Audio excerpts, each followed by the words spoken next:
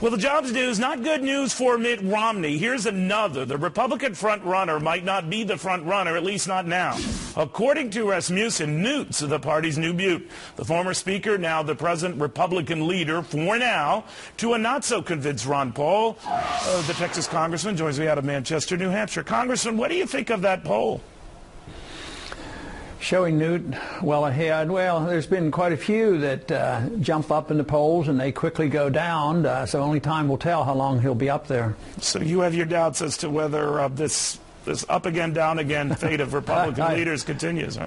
Yeah, I would have to think so. Any of these polls that, somebody announces and they're at the top within a week and then they're down in 3 weeks and it's up and down. Right. They can't be all that reliable, and I was just talking to some people today that seem to be pretty knowledgeable how politics work. And he says, in reality, people wait till the last, couple weeks and then they really make up their minds. We're getting awfully close to that, right. But there still will be a lot of minds made up yet between now and next month.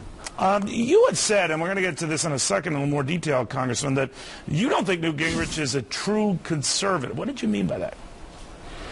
And who said he was a true conservative? You did. You doubted he was a true conservative. Oh, I doubted it. Yeah, right. I said he was. Well, you get in playing these games on semantics. What I think a true conservative is might not be exactly what you think a true conservative is. But what I think about as true conservatives in voting in the Congress over the years is when you have a vote on a conservative issue, and you only get 10 or 15 or 20, maybe 30 voting. What the true conservative position is, and I would say that I never remember or thinking that Newt Gingrich was part of that group. Interesting, because you sort of upped the ante here that since we had this surge of Newt Gingrich, you have probably led more than others the effort to reassess the whole Gingrich presidential candidacy. This ad is what's striking people's attention. We got a clip from it right here. Newt Gingrich renewed his support for an individual mandate, a key tenet of President Obama's health care law. Support for an individual mandate? Folks, don't ask me to explain this. And a real question of seriousness, serious question of seriousness.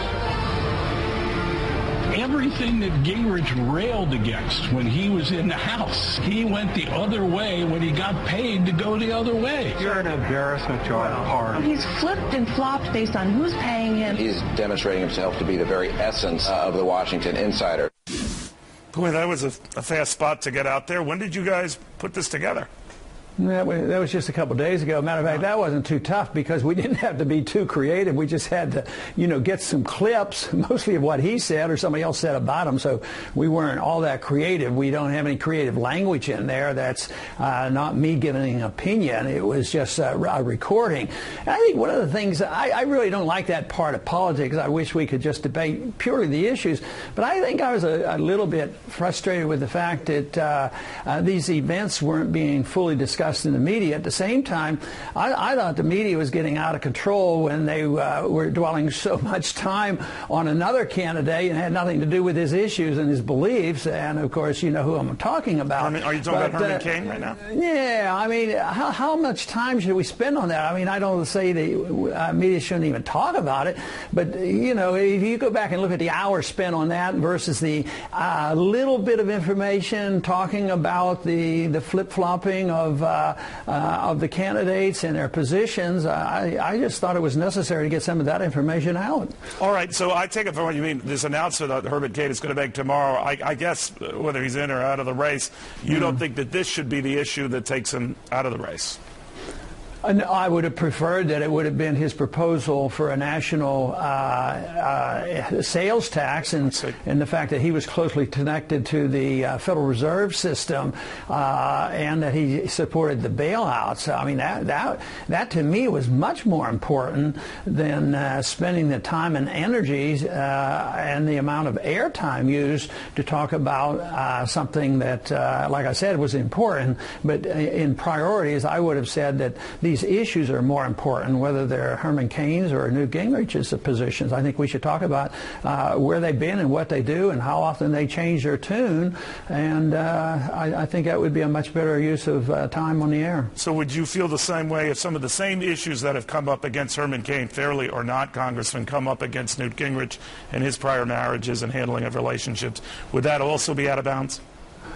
Well, I don't know if I'd use the out-of-bounds stuff because I think there's probably no new stuff on Newt, So maybe he has an advantage there that everybody knows about it, and it's everybody knew about Clinton, and I think we're a very forgiving nation. It's when it's new, and it seems like it strikes the fancy and gets the attention of the listening audience, and it must be good TV or they wouldn't do it. I mean, it's on constantly. So I just don't think it's likely to happen to Newt because I think everybody knows what has happened, and he hasn't denied anything. Right. He's explained his position on this, so I think that's a little bit different.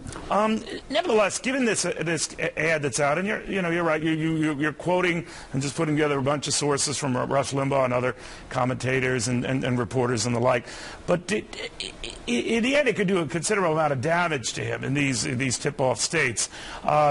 If he is still the nominee, could and would you support him? Well, he hints at times where I think, if somebody changes a position, that's one thing, but if a person changes a position, he's real sincere, you shouldn't be closed-minded. And he's one of the other candidates, although they all talk a little bit more sympathetic about knowing more about the Federal Reserve and lending toward auditing. Actually, Newt has been one of the best of the other candidates. He's been pretty blunt about it. So you could support him?